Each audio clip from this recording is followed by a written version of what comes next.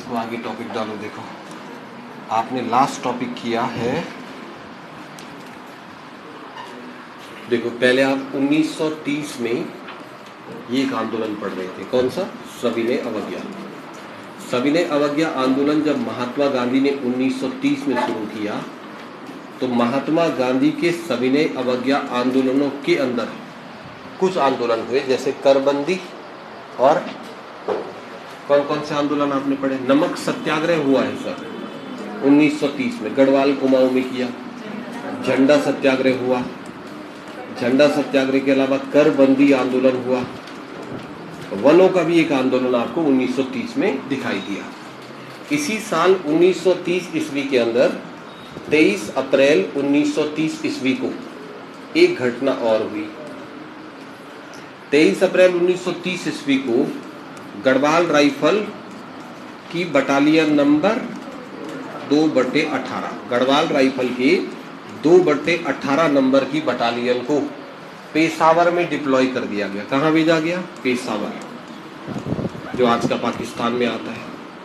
पेशावर में भेजा गया। क्यों भेजा गया? क्योंकि पेशावर में खान अब्दुल गफ्फार खां, जिसे सीमांत गांधी कहते हैं, खान अब्दुल गफ्फार खां जो है, जिसे हम सीमांत गांधी कहते हैं, ये खान अब्दुल गफ्फार खां सीमांत गांधी के द्वारा पेशावर में चलाया जा रहा था क्या?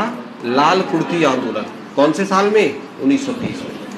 तो पेशावर में खान अब्दुल गफ्फार खां के नेतृत्व में ये जो लाल कुर्ती आंदोलन चलाया जा रहा था, इस लाल कुर्ती आंदोलन को दबाने के लिए, इसको खत्म करने के लिए गढ़वाल राइफल के 2/18 बटालियन को पेशावर के खानी बाजार में तैनात किया गया। गढ़वाल राइफल की 2/18 बटालियन में एक हवलदार था जिसका नाम था चंद्र सिंह गढ़वाली, और इस चंद्र सिंह गढ़वाली ने लाल कुर्ती आंदोलन करने वाले पठानों पर गोली चलाने से मना कर दिया। यह भी एक प्रकार का सविनय अवज्ञा ही था। इसलिए 23 अप्रैल 1930 की इस घटना को इतिहास में किस नाम से जाना जाता है? पेशावर कांड के नाम से जाना जाता है। पेशावर कांड के बाद चंद्र सिंह गढ़वाली की पूरे भारतवर्ष में खूब प्रशंसा हुई। महात्मा गांधी ने इन्हें गढ़वाली जैसे नामों से संबोधित किया। भारतवर्ष में एक प्रकार से चंद्र सिंह गढ़वाली भारत के हीरो बन गए। अब चंद्र सिंह गढ़वाली ने ये जो विद्रोह किया है या फिर ये जो अवज्ञा की है, इस अवज्ञा को बाकी लोग कॉपी ना कर दें और सैनिक कहीं इसको कॉपी ना कर दें, इसलिए अंग्रेजों ने 1930 ईस्वी में गढ़वाल राइफल का जहां मुख्यालय था, कहाँ? लैंसडाउन, उस लैंसडाउन में एक सभा बना दी जिसको नाम क्या रखा? अमन सभा। लैंसडाउन में अमन यानी शांति का प्रचार किया गया, ताकि जो चंद्र सिंह गढ़वाली है उसकी कहानियों को सुनकर के और चंद्र सिंह गढ़वाली पैदा ना हो जाए। तो साल 1930 हमारे राज्य के अंदर फेमस होता है। क्यों? क्योंकि 1930 ईस्वी में उत्तराखंड में खूब सारे आंदोलन हुए। सविनय अवज्ञा उनमें से सबसे मेजर आंदोलन रहा। 1930 पूरे भारतवर्ष में सविनय अवज्ञा आंदोलन चल रहा था और धूम धड़ाके से चल रहा था। तो 1930 में जब सविनय अवज्ञा आंदोलन हुआ तो 30 से लेकर 31 तक ये आंदोलन पूरे भारतवर्ष में चला। 1931 में अंग्रेज भाई परेशान हो गए इस आंदोलन से। जब अंग्रेज लोग परेशान हुए तो अंग्रेजों ने क्या किया? महात्मा गांधी को बुलाया कि आपको आओ बैठ करके बात करते हैं। तो महात्मा गांधी और उस समय के वाइसराय लॉर्ड इरविन के बीच एक समझौता हुआ, उसे गांधी इरविन पैक्ट कहते हैं। अब वो जो गांधी और इरविन का पैक्ट था, उस गांधी इरविन पैक्ट के बाद ये डिसाइड किया गया कि गांधी जी आप अगर हमसे नाराज हो ना तो कोई दिक्कत नहीं, चलो अब लंदन चलो। गोलमेज सम्मेलन हो रहा था लंदन में, तो गांधी जी को भी गोलमेज सम्मेलन में न्योता दिया गया। गांधी जी कौन से गोलमेज सम्मेलन में गए? दूसरे वाले 31 वाले में। तो 1931 में महात्मा गांधी लंदन पहुंचे, गोलमेज सम्मेलन में अंग्रेजों के सामने बैठे, वहां उन्होंने डिस्कस किया, बात नहीं बनी। जब बात नहीं बनी तो गांधी जी वापिस आ गए, और वापिस आकर के महात्मा गांधी ने कहा कि भाई बात तो बनी नहीं है, हम सविनय अवज्ञा फिर से शुरू करते हैं। और तब भारतवर्ष में द्वितीय सविनय अवज्ञा आंदोलन चलाया गया, दूसरा सविनय अवज्ञा आंदोलन। पहली बार सविनय अवज्ञा कब चला? 1930 में। दूसरी बार सविनय अवज्ञा कब चला? 1932 में। दोनों ही बार महात्मा गांधी के द्वारा यह आंदोलन चलाया गया। अब ये जो दूसरा सविनय अवज्ञा आंदोलन था, दूसरी बार जो सविनय अवज्ञा आंदोलन हुआ, उस आंदोलन ने हमारे राज्य में जो रूप लिया वो बहुत महत्वपूर्ण था। साल 1932 बहुत सारी चीजों के लिए जाना जाता है। एक बार आप जरा बेसिक बातें समझना। एक तो 1932 में द्वितीय सविनय अवज्ञा आंदोलन हुआ, एक दूसरा साल 1932 में अंग्रेजों के द्वारा कहा गया कि भारतवर्ष में जो दलित वर्ग है, जो शिल्पकार वर्ग है, राजनीतिक क्षेत्रों में दलित वर्ग की भूमिका ना के बराबर है। पॉलिटिकल एरियाज में दलितों का प्रतिनिधित्व बहुत कम था। इसलिए 1932 में अंग्रेजों ने एक प्लान बनाया। उन्होंने ये डिसाइड किया कि जैसे मुस्लिमों का प्रतिनिधित्व कम था पॉलिटिकल एरियाज में, तो हमने मुस्लिमों के लिए पृथक निर्वाचन, सेपरेट इलेक्टोरल सिस्टम को लॉन्च किया। तो मुस्लिमों के अलावा सिख और एंग्लो इंडियन के लिए भी पृथक निर्वाचन की व्यवस्था लागू करी गई थी। तब 1932 में डिसाइड किया गया कि दलितों के लिए भी पृथक निर्वाचन की व्यवस्था को भारत में लागू करते हैं। ये बात गांधी जी को पसंद नहीं आई। अंबेडकर जी इसका समर्थन कर रहे थे। बात भी सही थी, दलितों का प्रतिनिधित्व ना के बराबर था। किसी भी राजनीतिक क्षेत्र में दलितों का प्रतिनिधित्व ना के बराबर होने की वजह से भीमराव अंबेडकर जी ने भी इस बात का समर्थन किया कि दलितों के लिए भी पृथक निर्वाचन व्यवस्था होनी चाहिए। गांधी जी इसके विरोध में थे। गांधी जी ने कहा नहीं, ऐसा नहीं होना चाहिए, ऐसे में तो पूरा भारत बंट जाएगा। अब मुस्लिम अलग हो गए, सिख अलग हो गए, एंग्लो इंडियन अलग हो गए, दलित भी अलग हो जाएंगे, तो फिर तो बचा ही कौन इंडिया के अंदर। तो जब गांधी जी ने इसका विरोध किया तो अंग्रेजों ने कहा चलो बैठ के बात कर लेते हैं। और 1932 में फिर पूना में ये समझौता हुआ कि दलितों के लिए पृथक निर्वाचन व्यवस्था नहीं आएगी, बल्कि दलितों के लिए जो हिंदू कम्युनिटी है, उस हिंदू कम्युनिटी में से ही कुछ सीटें दलितों के लिए रिजर्व कर दी जाएगी, आरक्षित कर दी जाएगी। 1932 की इस घटना को क्या बोलते हैं? पूना पैक्ट कहते हैं। यानी कि 1932 में कहीं ना कहीं दलित और शिल्पकारों के अधिकारों वाली बातें जो है वो देश भर में उठी कि भाई दलितों को उनके अधिकार दिए जाने चाहिए। और इसी साल 1932 में जब द्वितीय सविनय अवज्ञा आंदोलन चल रहा था, तो द्वितीय सविनय अवज्ञा आंदोलन ने हमारे राज्य में शिल्पकार सुधार आंदोलन का रूप लिया। कौन सा आंदोलन? शिल्पकार सुधार आंदोलन। अब चलो अगला टॉपिक, शिल्पकार सुधार आंदोलन। हमारे राज्य उत्तराखंड में शिल्पकार सुधार आंदोलन कब हुआ? तो आपका आंसर होगा 1932 में, जब पूना पैक्ट जैसी घटनाएं भारतवर्ष में हुई। उसी साल 1932 ईस्वी में उत्तराखंड में शिल्पकार सुधार आंदोलन प्रारंभ हुए। उत्तराखंड राज्य में शिल्पकार सुधार आंदोलन किस वर्ष हुए? 1932 में। 1932 साल 1932 राज्य के शिल्पकार सुधार आंदोलनों के लिए महत्वपूर्ण है, जाना जाता है। सबसे पहले यहां मैंने शब्द लिखा है शिल्पकार सुधार। इसका मतलब जानने की कोशिश करो। शिल्पकार सुधार का मतलब है शिल्पकारों की स्थिति में सुधार लाना। अब क्यों आंदोलन करना पड़ रहा है आपको? शिल्पकारों की स्थिति में सुधार लाने के लिए आपको आंदोलन क्यों करना पड़ रहा है? क्योंकि कहीं ना कहीं शिल्पकारों की स्थिति अच्छी नहीं रही होगी ना। शिल्पकारों की स्थिति अच्छी नहीं रही होगी, तभी तो शिल्पकार सुधार आंदोलन चलाए गए। तो क्या क्या समस्याएं थी हमारे उत्तराखंड में, कुमाऊं में, ब्रिटिश काल में और उससे पहले शिल्पकारों के लिए क्या क्या समस्याएं थी? पहले आप उसके ऊपर 2-3 बातें समझो। सबसे पहले हमारे राज्य में शिल्पकारों को मंदिर में जाने की अनुमति नहीं होती थी उन दिनों।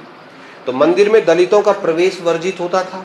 सार्वजनिक स्थान, खासकर जैसे नौले, धारा, पानी का धारा होता है, नौला होता है, वहां से शिल्पकारों को पानी भरने की अनुमति नहीं दी जाती थी। गढ़वाल में ये समस्या और बड़ी थी, क्योंकि गढ़वाल के क्षेत्रों में शिल्पकारों को अपने विवाह में डोला और पाल की यूज करने का अधिकार नहीं था। अस्पृश्यता, छुआछूत वो बहुत ज्यादा व्याप्त था।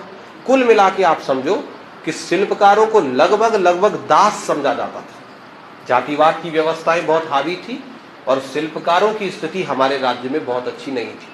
यानी शिल्पकार एक उपेक्षित समाज था, उसके साथ बहुत ज्यादा भेदभाव किया जाता था। अब 1932 में एक आंदोलन हुआ, जिस आंदोलन में कहा गया कि सभी लोग एक समान हैं भारत में, और जो शिल्पकारों के अधिकार हैं, जो उनके राइट्स हैं, जो उनको हजारों सालों से नहीं दिए गए हैं, वो अधिकार उनको दे दो। तो वो एक आंदोलन जिसमें शिल्पकारों को उनके अधिकार देने की मांग उठी, उस आंदोलन को क्या बोलते हैं? उसको शिल्पकार सुधार आंदोलन कहते हैं। और समस्याएं क्या थी? सार्वजनिक नौले, धारा से पानी नहीं भरेगा शिल्पकार समुदाय का व्यक्ति, उसे मंदिर में जाने की अनुमति नहीं थी। सवर्ण जाति के लोग रोकते थे, भाई मंदिर में नहीं जाना है आपने। और किसी की शादी हो रही है, बताओ, जब सवर्ण जाति के किसी व्यक्ति की शादी हो तो वो तो डोला में, पालकी में, घोड़े में बैठ के जा रहा है, और अगर किसी दलित व्यक्ति का विवाह हो रहा है तो उसको डोला पालकी में बैठने की अनुमति नहीं। तो मतलब प्रॉब्लम तो थी ना। तो इस प्रॉब्लम का सॉल्यूशन कहां से हुआ? थोड़ा सा अगर हम हिस्ट्री में जाते हैं तो हमको पता चलता है कि शिल्पकारों के अधिकारों की मांग हमारे राज्य में सबसे पहले जिस व्यक्ति के द्वारा उठाई गई उस आदमी का नाम था मुंशी हरि प्रसाद टमटा। सुना है आपने नाम? कुमाऊं के अल्मोड़ा के एक व्यक्ति हुए, उनका नाम था मुंशी हरि प्रसाद टमटा, और वो हमारे पूरे राज्य में लगभग पहले व्यक्ति होते हैं। हालांकि मुंशी हरि प्रसाद टमटा से पहले आर्य समाज ने या सत्य धर्म प्रकाशनी सभा ने अपने स्तर पर कोशिश करी थी कि हम उत्तराखंड में जातिवादी व्यवस्थाओं को समाप्त करें, पर उनकी कोशिशें हरि प्रसाद टमटा की तुलना में बहुत ज्यादा उतनी बड़ी नहीं मानी जाती है। तो क्या हुआ था हमारे राज्य में? देखिए, सबसे पहले साल 1874 ईस्वी के अंदर सत्य धर्म प्रकाशनी सभा, ये एक संस्था स्थापित करी गई, सत्य धर्म प्रकाशनी सभा। नारायण सिंह नाम के एक व्यक्ति के द्वारा 1874 ईस्वी के अंदर सत्य धर्म प्रकाशनी सभा स्थापित करी गई। ये जो सत्य धर्म प्रकाशनी सभा थी, इसका उद्देश्य जातिवाद को समाप्त करना था। ये आर्य समाज जब बना, या जो स्वामी दयानंद सरस्वती थे, दयानंद सरस्वती के जो सिद्धांत थे, वेदों की ओर लौटो, जातिवादिता को खत्म करो, इन सिद्धांतों पर आधारित एक सभा थी, उसका नाम था सत्य धर्म प्रकाशनी सभा। 1875 में तो आर्य समाज ही बन गया। 1875 ईस्वी में जब बंबई में दयानंद सरस्वती ने आर्य समाज की स्थापना करी, तो इस सत्य धर्म प्रकाशनी सभा को भी आर्य समाज में ही मर्ज कर दिया गया। और 1875 के बाद न सिर्फ उत्तराखंड बल्कि संपूर्ण भारतवर्ष में जातिवादिता की समस्याओं को खत्म करने के लिए कौन प्रयास कर रहा था? आर्य समाज, ये प्रयास कर रहे थे। 1900 तक कहानी ऐसे ही चली। लोकल स्तर पर, हमारे राज्य स्तर पर अगर आप बात करोगे तो हमारे राज्य स्तर पर इसी दौर में साल 1905 आया, और मैंने कहा कौन? मुंशी हरि प्रसाद टमटा। 1905 में मुंशी हरि प्रसाद टमटा के द्वारा टमटा सुधारणी सभा इस नाम से एक संगठन स्थापित किया गया। टमटा सुधारणी सभा कब स्थापित होता है? 1905 में। ये जो टमटा सुधारणी सभा नाम की संस्था थी, ये अल्मोड़ा में स्थापित करी गई, और इस सभा के संस्थापक थे मुंशी हरि प्रसाद टमटा, जिनको जनरली हम कुमाऊं का भीमराव अंबेडकर भी कहते हैं, ऐसा भी नाम चलता है। जो काम भारतवर्ष में किसने किया? डॉक्टर भीमराव अंबेडकर ने किया, वही काम कुमाऊं में हरि प्रसाद टमटा के द्वारा किया गया।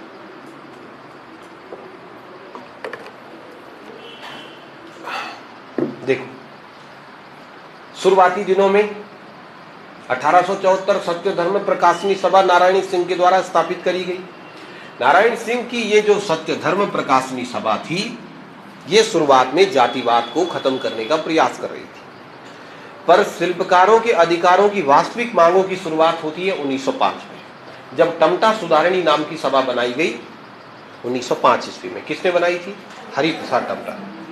कई सालों तक इसी संस्था के आधार पर या इसी संस्था के माध्यम से हरि प्रसाद टमटा दलितों के अधिकारों की मांग कर रहे थे कि भाई मंदिर भगवान सबका है, भाई हमें भी मंदिर जाने दो, पानी पर सबका अधिकार है, संसाधनों पर सबका अधिकार होना चाहिए।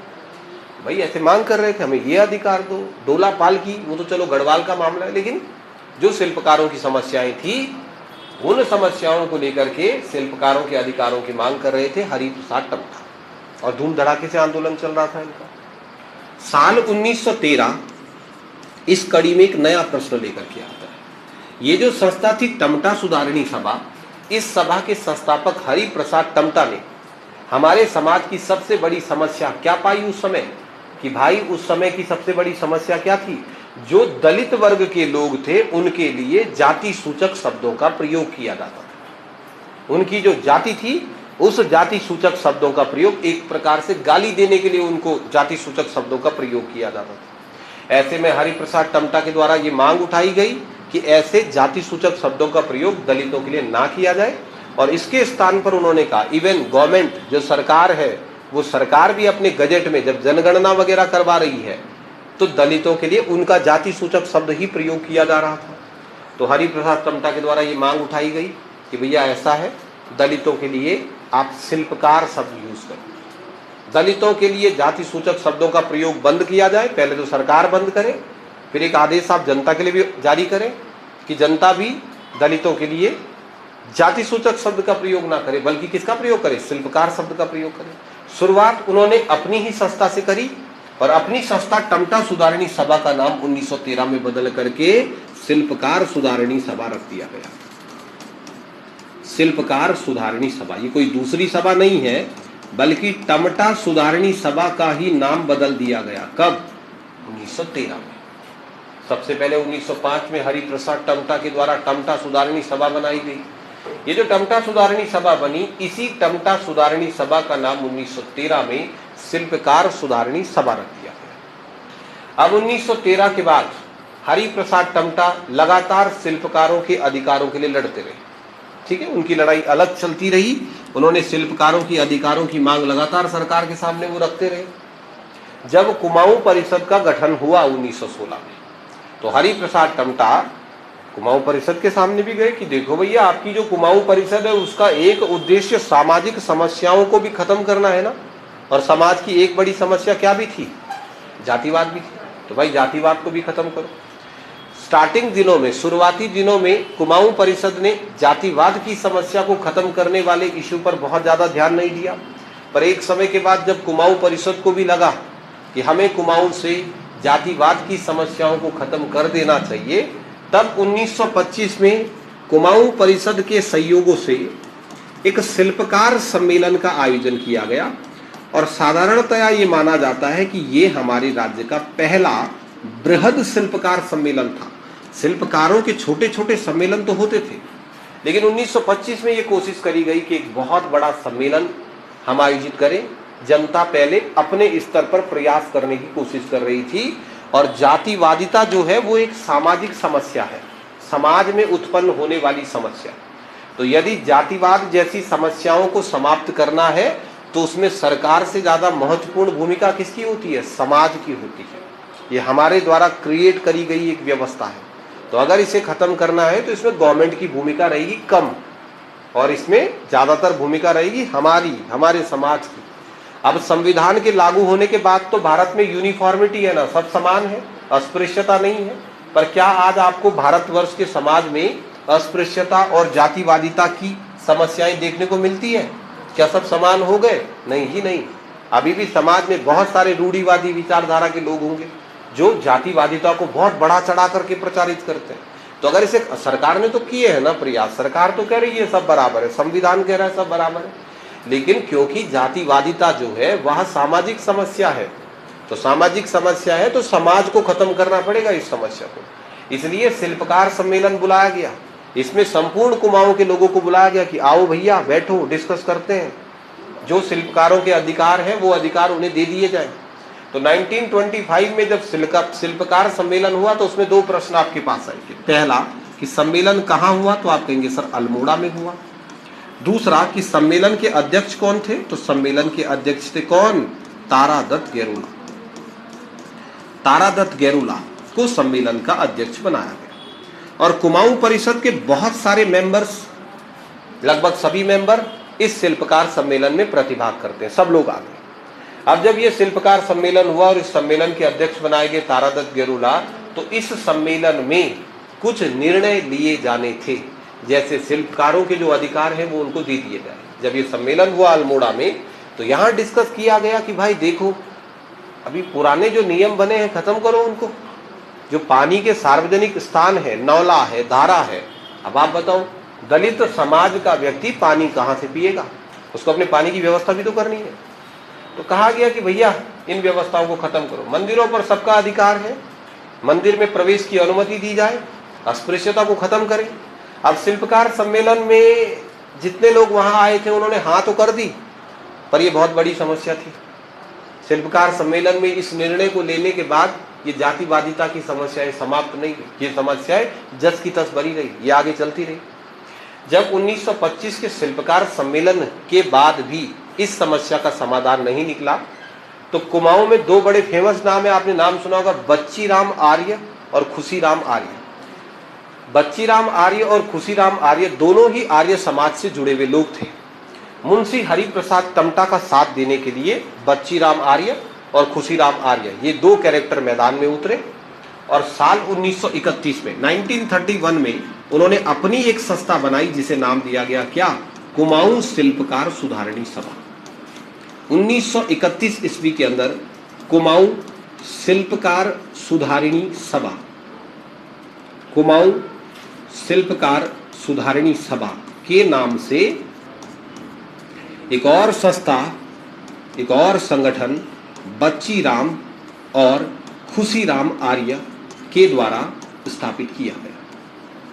तो अब आप बेसिकली देखेंगे तो कुमाऊं में आपको अब दो संगठन दिखाई देंगे जो लड़ रहे हैं शिल्पकारों के अधिकारों के लिए। कौन से हैं वो दो संगठन बताओ? एक है शिल्पकार सुधारिणी सभा, एक है कुमाऊं शिल्पकार सुधारिणी सभा। कुमाऊं शिल्पकार सुधारिणी सभा 1931 में उसकी स्थापना करी गई और बच्ची राम आर्य और खुशीराम आर्य इनके द्वारा वो संस्था स्थापित करी गई। अब मैं यहाँ पर प्रश्न लिख रहा हूँ, कहानी को यहीं स्टॉप करता हूँ, मैं थोड़ा सा इसके टेक्निकल क्वेश्चन लिख रहा हूँ। कुमाऊं क्षेत्र में शिल्पकारों की समस्या का समाधान करने के लिए या शिल्पकारों के अधिकारों की मांग के लिए जो संस्था बनाई गई उसका नाम था कुमाऊं शिल्पकार सुधारणी सभा। कब बनी थी? लेकिन शिल्पकारों के अधिकार तो गढ़वाल में भी चाहिए, समस्या तो गढ़वाल में भी है। तो क्या गढ़वाल वालों ने भी शिल्पकारों को उनके अधिकार देने के लिए या फिर आंदोलन करने के लिए ऐसी कोई संस्था बनाई? तो आंसर है हाँ बनाई, पर देर में बनाई। जिस समय पूरे भारतवर्ष में शिल्पकार सुधार आंदोलन चल रहे थे तब गढ़वाल में शिल्पकारों की समस्याएं थोड़ा सा शांत मोड में थी। गढ़वाल में नहीं आंदोलन हुए 31-32 में, बड़े आंदोलन बाद में हुए। तो अगर मुझे पेपर में प्रश्न आता है कि कुमाऊं शिल्पकार सुधारणी सभा कब बनी तो क्या बोलोगे? 1931 में। और अगर प्रश्न आता है कि क्या सर कुमाऊं शिल्पकार सुधारणी सभा की तरह ही गढ़वाल शिल्पकार सुधारणी सभा, क्या ये संगठन भी बना था कभी? तो हम कहेंगे जी बिल्कुल बना था, ये भी संगठन बनाया गया था भाई साहब, परंतु ये 1931 में नहीं बना। ये बना कब? 1937 में।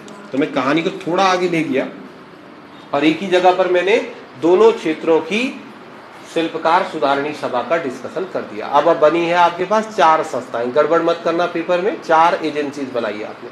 टमटा सुधारणी सभा कब बनी?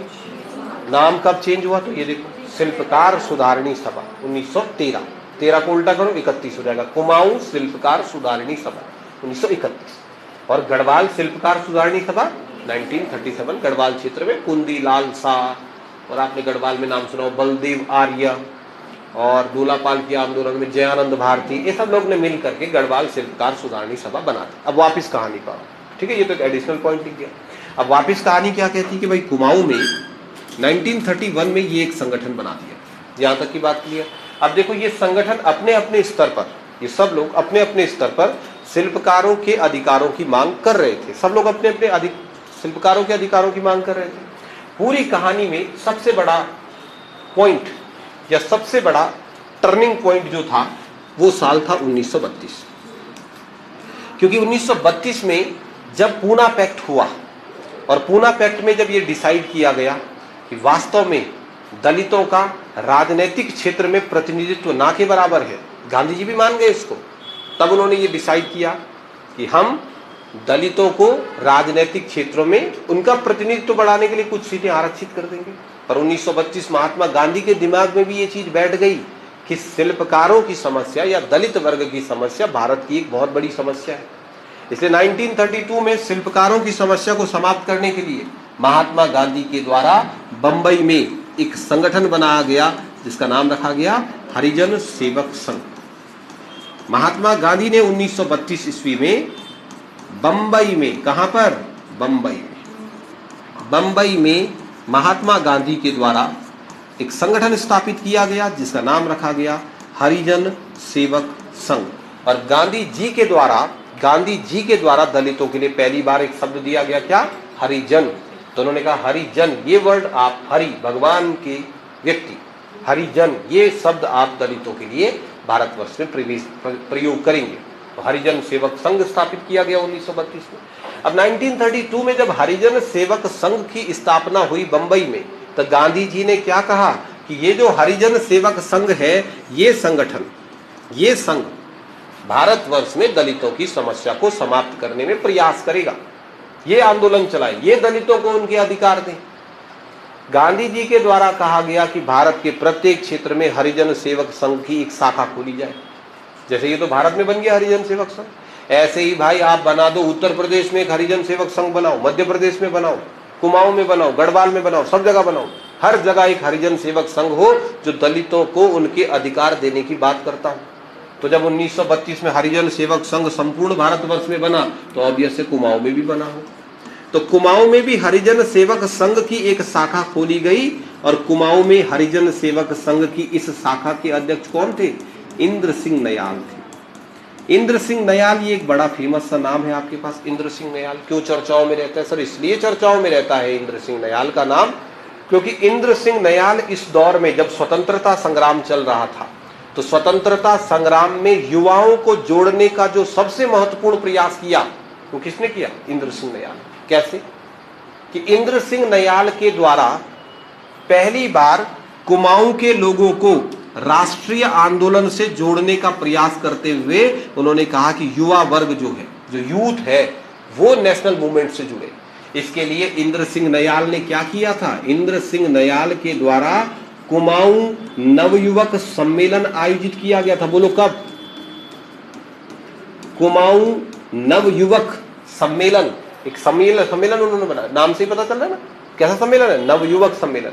तो इंद्र सिंह नयाल की अध्यक्षता में साल 1932 में 1932 में कुमाऊं नवयुवक सम्मेलन का आयोजन किया गया था।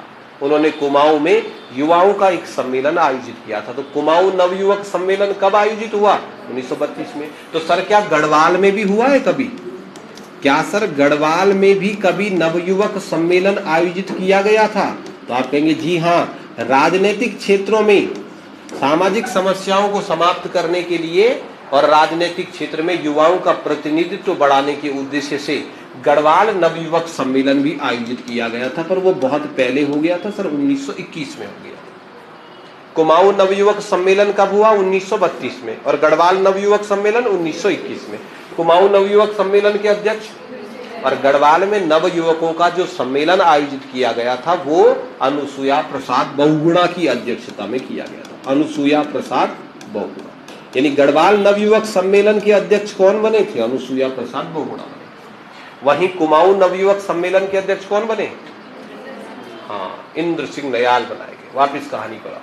मैंने कहा शिल्पकारों की समस्या को समाप्त करने के लिए साल 1932 ईस्वी में संपूर्ण भारतवर्ष में ही हरिजन सेवक संघ अपना काम कर रहा था। हरिजन सेवक संघ कब स्थापित हुआ?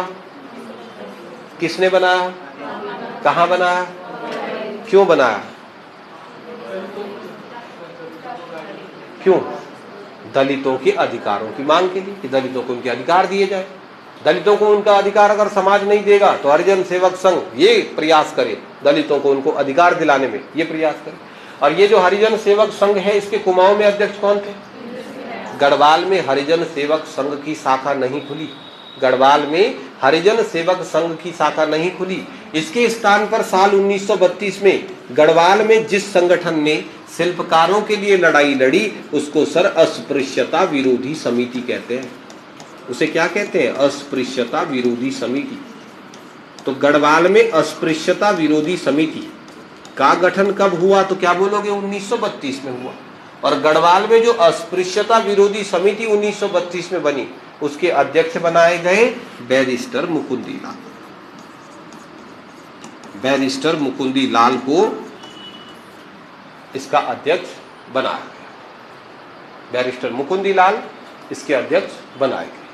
ठीक है, चलो आप थोड़ा थौ लो, थौ दे लो यहां तक। अच्छा चैप्टर है और प्रश्न आते हैं पेपर में। हाँ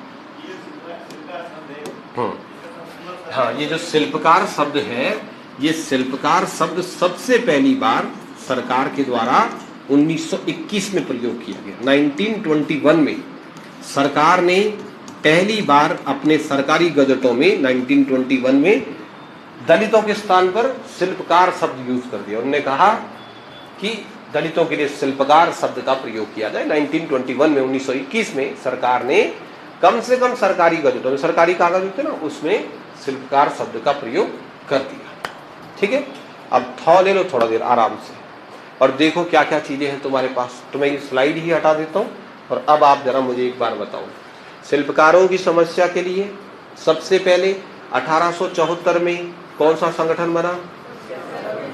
कौन सा? सत्य धर्म प्रकाशनी सभा। सत्य धर्म प्रकाशनी सभा कब बनी थी? 1874 में। सत्य धर्म प्रकाशनी सभा का आर्य समाज में विलय कब हुआ? 1875। 1905 में शिल्पकारों की समस्या के लिए कौन सा संगठन बना? टमटा सुधारणी सभा। टमटा सुधारणी सभा का नाम शिल्पकार सुधारणी सभा कब हुआ? 1913 में। 1913 के बाद हरि प्रसाद टमटा इस आंदोलन को लेकर के, शिल्पकारों के अधिकारों की मांग को लेकर के आंदोलन करते रहे। और अभी भाई ने पूछा उनकी पहली मांग क्या थी? दलितों के लिए शिल्पकार शब्द प्रयोग में लाया जाए। कब लाया गया? 1921 में लाया गया। शिल्पकार सम्मेलन कब हुआ? शिल्पकार सम्मेलन 1925 में। उसके अध्यक्ष कौन थे? तारादत्त गरुड़। फिर कुमाऊं शिल्पकार सुधारणी सभा कब बनी? 1931 में। और गढ़वाल शिल्पकार सुधारणी सभा 1937 में। 1937। वहीं दूसरी ओर महात्मा गांधी ने बंबई में क्या कर दिया? हरिजन सेवक संघ बना दिया। कब? हरिजन सेवक संघ की जो शाखा कुमाऊं में खुली उसके अध्यक्ष इंद्र सिंह दयाल। गढ़वाल में उसके अध्यक्ष कौन थे? गढ़वाल अनसुया प्रसाद का। गढ़वाल में हरिजन सेवक संघ खुला ही नहीं। गढ़वाल में हरिजन सेवक संघ रट्टा मार रहे ना, रट्टा। अनुसुया प्रसाद बहुगुणा तो गढ़वाल नवयुवक सम्मेलन के अध्यक्ष थे। गढ़वाल नवयुवक सम्मेलन के अध्यक्ष थे। तुमने फ्लो बना दिया। अब नीचे अनुसुया। अब अनुसुया बोलना अगले में ना। प्रश्न तो सुनो, पहले प्रश्न तो सुनो। तुम्हारे पहले दिमाग ये आ गया। अब अगला अनुसुया। अगला तुम क्या बोलने वाले थे? इंद्र सिंह दयाल। शुगर मैंने ये नहीं पूछा उत्तराखंड का पहला स्वतंत्रता सेनानी। तो ऐसा रटा मत मारो। गढ़वाल में वो हुआ ही नहीं, स्थापना ही नहीं हुई हरिजन सेवक संघ की। गढ़वाल में खुली अस्पृश्यता विरोधी समिति 32 में। और उसके अध्यक्ष कौन थे? बैरिस्टर। अब 2 क्वेश्चन एडिशनल लिखे हमने नवयुवक सम्मेलनों के कि सर कुमाऊं नवयुवक सम्मेलन 1932 में हुआ था, नवयुवकों का सम्मेलन। और उसकी अध्यक्षता किसने करी थी? इंद्र सिंह दयाल। अब गढ़वाल नवयुवक सम्मेलन कब हो गया था? 21 में। और उसकी अध्यक्षता किसने करी थी?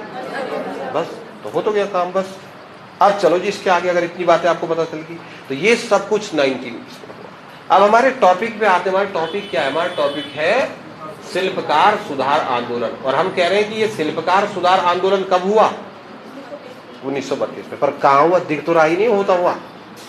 ये तो सब पहले का चल रहा। 1932 में क्या हुआ भाई? अरे मास्टर ये तो बताओ 32 में क्या शिल्पकार सुधार आंदोलन हुआ?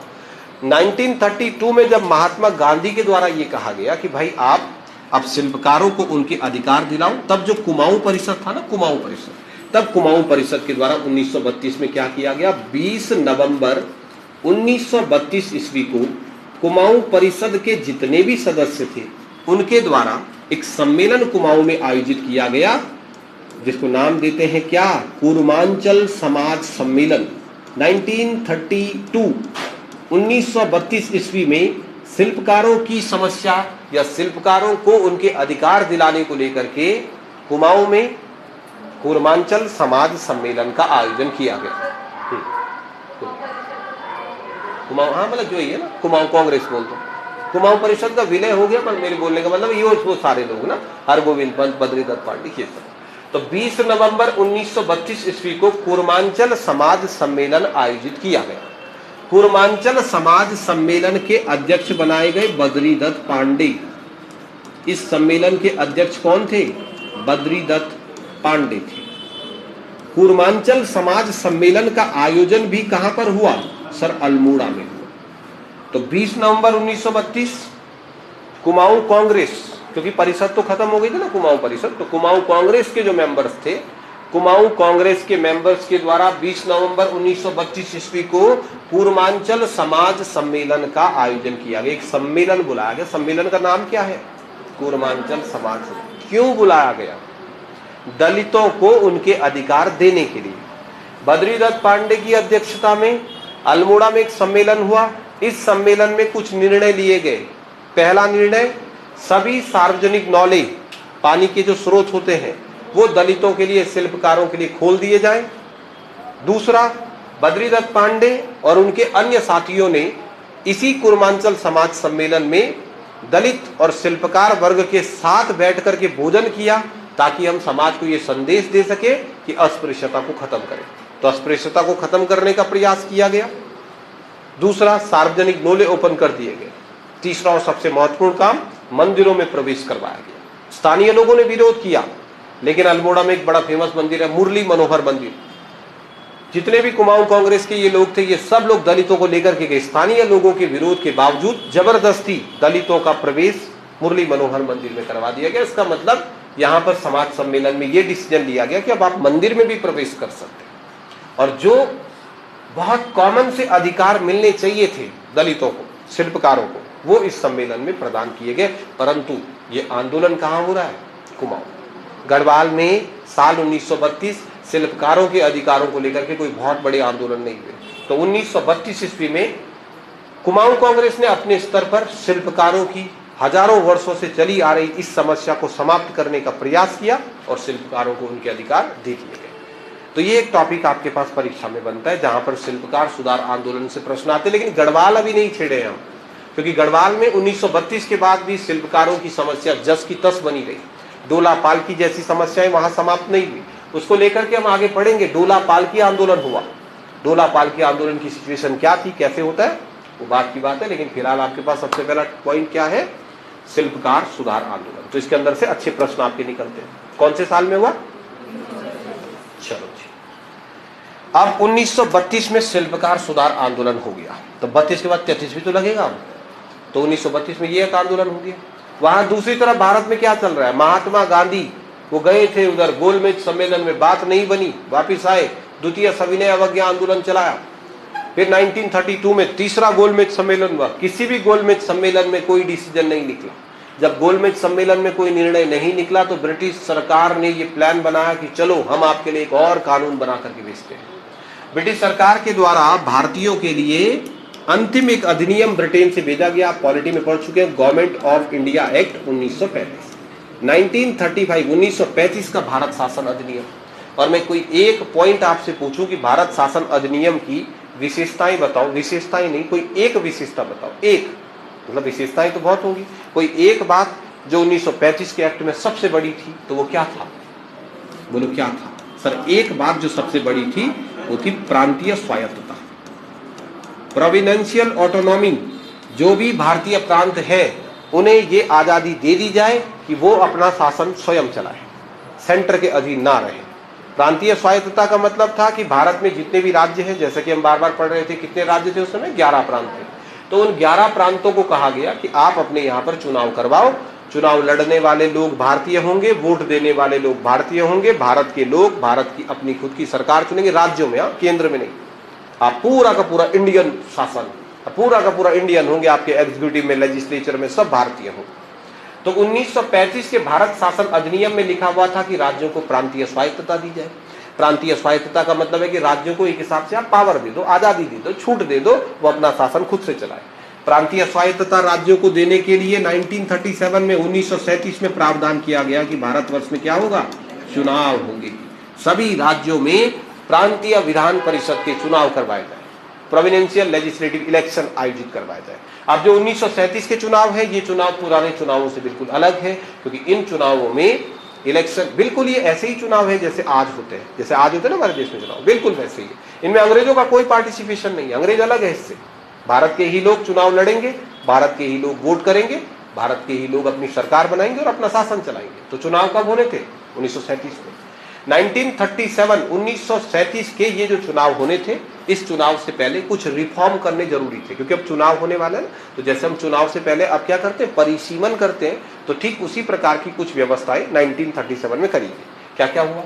1937 के चुनाव से पहले, 1937 के इलेक्शन से ठीक पहले दो बड़े डिसीजन लिए गए। एक जो आपकी टिहरी रियासत है, जो टिहरी रियासत है, इसे पंजाब हिल स्टेट एजेंसी में ऐड किया गया। पंजाब हिल स्टेट एजेंसी में मिला दिया गया। कि क्या था? ये टिहरी रियासत में ही पढ़ेंगे, पंजाब हिल स्टेट एजेंसी क्या थी। पर एक तो 1937 में टिहरी रियासत को पंजाब हिल स्टेट एजेंसी में मिला दिया गया, और दूसरा 1937 में जो कुमाऊं है, कुमाऊं को संयुक्त प्रांत का हिस्सा बनाया गया, संयुक्त प्रांत में ऐड कर दिया गया। संयुक्त प्रांत बाद में उत्तर प्रदेश बनेगा, तो हम संयुक्त प्रांत का हिस्सा कब बने? कुमाऊं 1937। तो 2 डिसीजन लिए गए क्योंकि चुनाव होने वाले थे। अब जो टिहरी रियासत है उसको तो भूल जाओ, वो तो पंजाब हिल स्टेट एजेंसी में वैसे भी वहां राजा है। और 1937 के प्रोविडेंशियल इलेक्शन में आप पहले ही पढ़ चुके हैं कि किसी भी देशी रियासत के राजा ने प्रतिभाग नहीं किया। क्या कोई भारतीय राजा था जिसने 1937 के चुनाव में प्रतिभाग किया? नहीं। तो टिहरी में तो चुनाव नहीं होने वाले हैं, पर कुमाऊं में चुनाव होंगे। और अगर कुमाऊं में चुनाव होंगे तो कुमाऊं किस प्रांत में जुड़ गया? तो यानी कि मतलब हमारा जो कुमाऊं वाला क्षेत्र है, वह कुमाऊं क्षेत्र का जो इलेक्शन होगा, वहां से जो व्यक्ति चुन करके जाएगा वो कहां जाएगा? संयुक्त प्रांत, उत्तर प्रदेश। उत्तर प्रदेश की विधान परिषद में बैठेगा। साल 1937 में होने वाले थे चुनाव। चुनाव से पहले की गर्मा गर्मी, कई पार्टियां चुनाव लड़ेंगी। इस चुनाव में कई पार्टियों के द्वारा प्रतिभाग किया जाएगा। चलो बनाओ चुनाव का मंच। क्या होगा? चुनाव से ठीक पहले साल आया 1936 और 1936 में कांग्रेस पार्टी का प्रचार करने के लिए जवाहरलाल नेहरू पहुंचे। कहां? दुगड्डा। जवाहरलाल नेहरू की ये पहली चुनावी यात्रा है हमारे राज्य की। ये पहली यात्रा नहीं है उनकी, आप पढ़ चुके। इससे पहले वो मसूरी कई बार आ चुके थे, लेकिन चुनाव प्रचार करने के लिए जवाहरलाल नेहरू पहली बार हमारे राज्य में कब आए? 1936। 1936 में जवाहरलाल नेहरू के द्वारा राज्य की पहली चुनावी यात्रा करी गई। जब 1936 में जवाहरलाल नेहरू दुगड्डा पहुंचे तो उन्होंने स्थानीय लोगों से बात करी, जो भी लोकल लोग थे यहाँ पर। क्या कहा होगा उन्होंने स्थानीय लोगों से? बताओ जी। चुनाव है जी अगले साल 1937 में, और आप सभी लोगों को किसको वोट देना है? कांग्रेस को, क्योंकि वो कौन पार्टी के है? तो वो आए, उन्होंने कांग्रेस पार्टी का प्रचार किया। जो स्थानीय लोग थे उन्होंने उनको अपनी समस्याएं बताई कि सर ठीक है वोट तो दे देंगे, पर समस्या तो बताता है आदमी। सर जी हमारे घर में पानी नहीं आ रहा है, मतलब इस टाइप की ना। सर जी सड़क बना देंगे, सड़क बना दो। तो नेहरू जी के सामने कुछ मांगे रखी गई कि सर एक तो हमारे यहाँ सड़क की समस्या है बहुत ज्यादा, एक सर जो किसान लोग है ना, इन पे बहुत ज्यादा टैक्स लगा रही है ब्रिटिश शासन, तो किसानों का टैक्स कम किया जाए, सड़क का निर्माण किया जाए। सड़क भी कौन सी वाली? जिसपे गाड़ी चले। तो गाड़ी सड़क का निर्माण हो, किसानों पे टैक्स कम लगे, और सर हम आपको दे देंगे वोट, आपका सरकार बनेगा, तो सर आप उस आदमी को निकाल देंगे यार जिसने गोली नहीं चलाई थी, चंद्र सिंह गढ़वाली, यार हमारे यहाँ का आदमी है, सर आप उसको जेल से रिहा कर देंगे। और भी मांगे हैं हमारी, पर सर हमारी मेजर मांग ये है, क्या आप ये 3 काम कर दो? तो फिर जवाहरलाल नेहरू ने कहा बिल्कुल, क्या बात करें, लिख के देना, लिख के। तो लोगों ने कहा लिख के नहीं, बोल दो बस एक बार, वही बहुत है। तो नेहरू जी ने कहा कि हमारी सरकार जैसे ही सत्ता में आएगी, सबसे पहले हम आपके ये 3 मुद्दे सॉल्व करवाएंगे, बस आप वोट किसको देना? कांग्रेस को देना। तो बस उसके बाद चले गए नेहरू जी। फिर 1937 में चुनाव हुए। 1937 का जो इलेक्शन था उसमें पूना पैक्ट भी काम करेगा ना, दलितों के लिए भी कुछ सीटें आरक्षित करनी पड़ी। तो जो इलेक्शन हुआ 1937 का, इस इलेक्शन में हमारे राज्य में बताओ अंग्रेजों के शासनकाल में कितने जिले थे? 3 जिले थे। एक जिला था गढ़वाल, एक जिला था अल्मोड़ा, तीसरा जिला था नैनीताल। 1937 के चुनाव में गढ़वाल जिले से 1937 के चुनाव में 2 आदमी चुनाव जीत करके उत्तर प्रदेश विधान परिषद पहुंचे। अल्मोड़ा जिले से भी 2 आदमी चुनाव जीत करके उत्तर प्रदेश पहुंचे। और नैनीताल जिले से कितने? यानी 1937 के चुनाव में उत्तर प्रदेश की विधान परिषद में हमारे राज्य से कितने आदमी गए? 5 आदमी। कौन थे सर ये 5 आदमी? अब इनके बारे में आप बात करें। गढ़वाल सीट से जो 2 लोग चुनाव जीते, उनमें से एक थे अनुसुईया प्रसाद बहुगुणा, और दूसरे व्यक्ति जो 1937 में चुनाव जीत करके उत्तर प्रदेश विधान परिषद पहुंचे, उनका नाम जगमोहन सिंह नेगी था। 37 के प्रांतीय काउंसिल चुनाव, गढ़वाल सीट से जगमोहन सिंह नेगी और अनुसुईया प्रसाद बहुगुणा ने कांग्रेस पार्टी पर जीत हासिल करी। 1937 के चुनाव में अल्मोड़ा सीट से हरगोविंद पंत और राम प्रसाद टमटा। क्यों? क्योंकि अल्मोड़ा की एक सीट को एससी के लिए रिजर्व कर दिया गया था। 1932 में हुआ था पूना पैक्ट, कहा गया था कुछ सीटें अब दलितों के लिए आरक्षित करनी जरूरी है।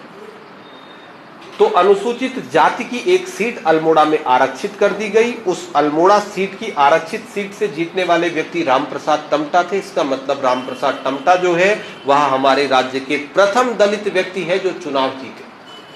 उत्तर प्रदेश प्रांतीय विधान परिषद में चुनाव जीत करके जाने वाले प्रथम दलित व्यक्ति कौन थे? रामप्रसाद टमटा थे। और नैनीताल सीट से जो आदमी चुनाव जीत करके उत्तर प्रदेश विधान परिषद पहुंचे उनका नाम क्या था? गोविंद बल्लभ पंत। ये हमारे राज्य से 1937 के चुनावों का रिजल्ट है। 1937 इलेक्शन कहां से?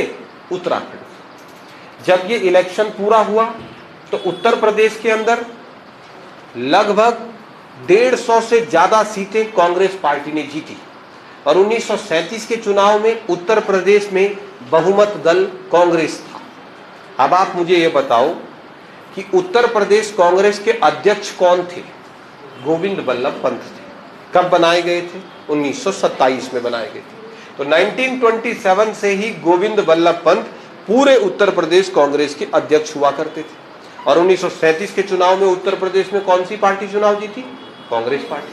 तो कांग्रेस पार्टी ने अपना प्रधान नेता गोविंद बल्लभ पंत को तय किया और 1937 में संयुक्त प्रांत के पहले मुख्यमंत्री कौन बने? गोविंद बल्लभ पंत। तब मुख्यमंत्रियों को प्रधानमंत्री कहा जाता था परंतु वो बेसिकली होते सीएम थे। तो संयुक्त प्रांत के पहले मुख्यमंत्री गोविंद बल्लभ पंत को बनाया गया। कौन से साल में? तो आप कहेंगे सर 1937 में। आहा, मजा आ गई अब ना। हमारा आदमी, हमारे राज्य का आदमी, वो आदमी जो हर आंदोलन में हमारे साथ चल रहा था, वो उत्तर प्रदेश का मुख्यमंत्री बन गया। ठीक है, जैसे मैं बन जाऊं उत्तराखंड का तो तुम खुश होंगे कि नहीं होंगे? होंगे ना। चाहे मैं काम करूं तुम्हारा ना करो, वो खुश हो जाएंगे ना, यार गुरुजी है। फोन करोगे उसके बाद मेरे को कि गुरुजी कुछ करोगे ना, यार वो गुरुजी है भाई अपना, यार कैसी बात कर रहे हो? या चलो मैं नहीं बनूं, यही बन जाए, नाम भूल जाता वैसे, सिद्धार्थ। अब सिद्धार्थ ही बन जाए। वैसे मैं सिद्धार्थ को मैसेज का रिप्लाई नहीं कर रहा, तो तब करना पड़ेगा ना रिप्लाई, तो थोड़ा मैं फोन करना पड़ेगा, हो जाएगा ना थोड़ा। चल यार सिद्धार्थ बन गया, थोड़ा ये प्रभाव पड़ता है, अपने यहाँ का आदमी है।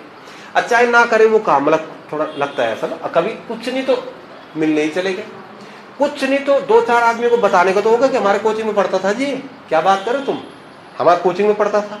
और वैसे हमारा सिद्धार्थ से, या अगर मैं मुख्यमंत्री बनूं तो तुम्हारा थोड़ा ये भाव रहेगा कि यार एक बात है, गुरुजी क्लास में बहुत बड़ी बड़ी बात तुम्हारे मन में नहीं आएगा।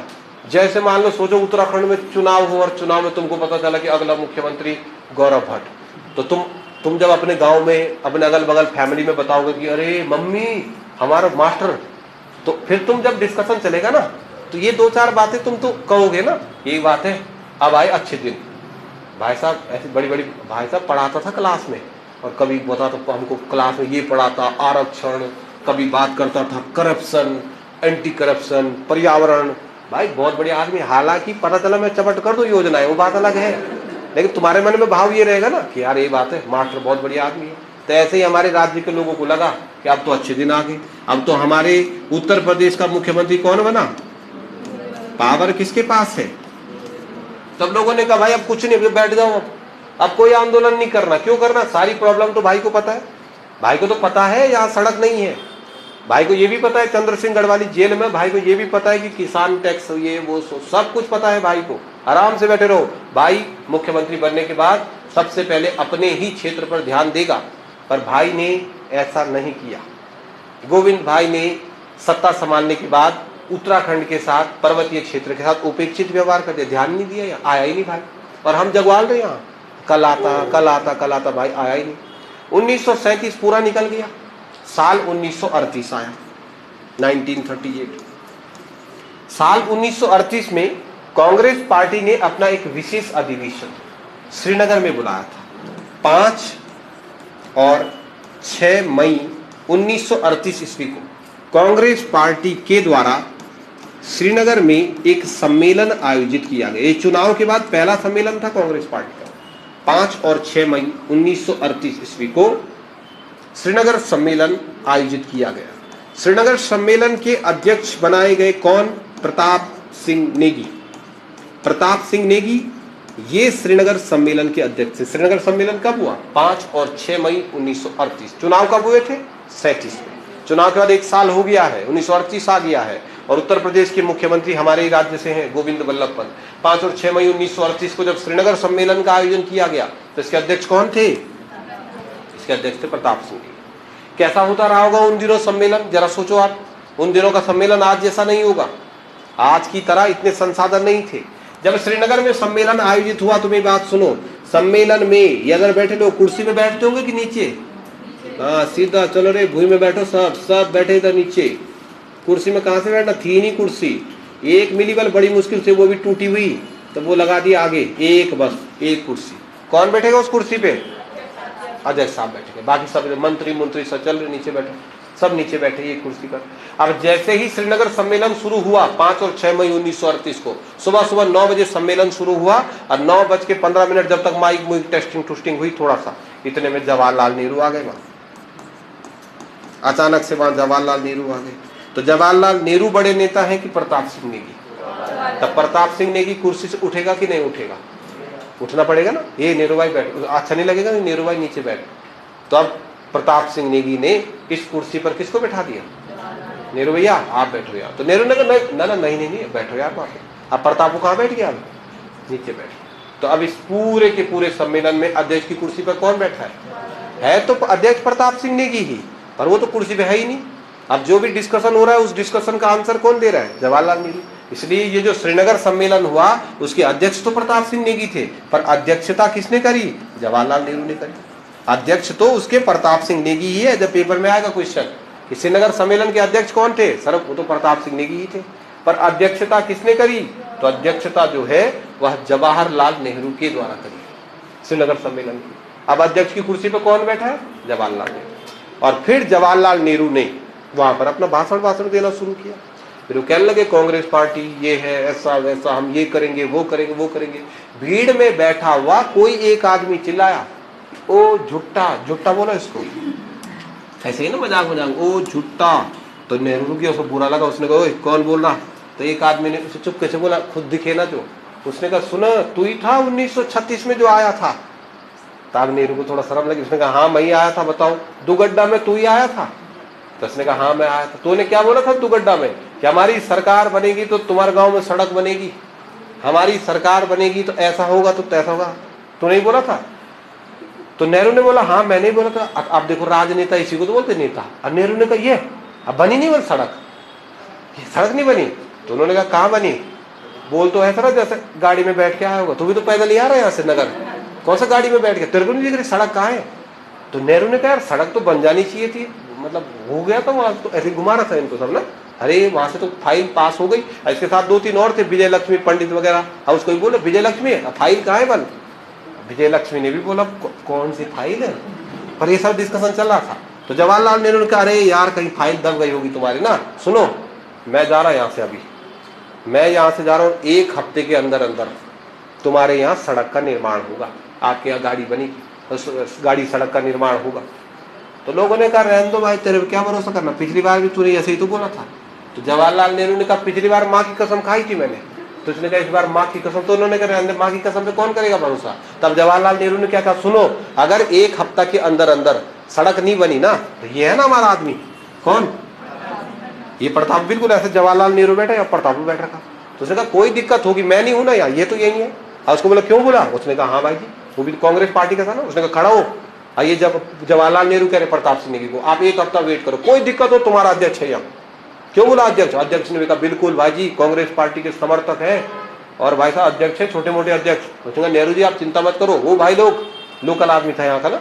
और इसने कहा भाई लोग कोई दिक्कत हो मेरे से बोलना तुम यार डायरेक्ट, तुम क्यों टेंशन ले रहे, जाओ नेहरू जी आप आराम से जाओ।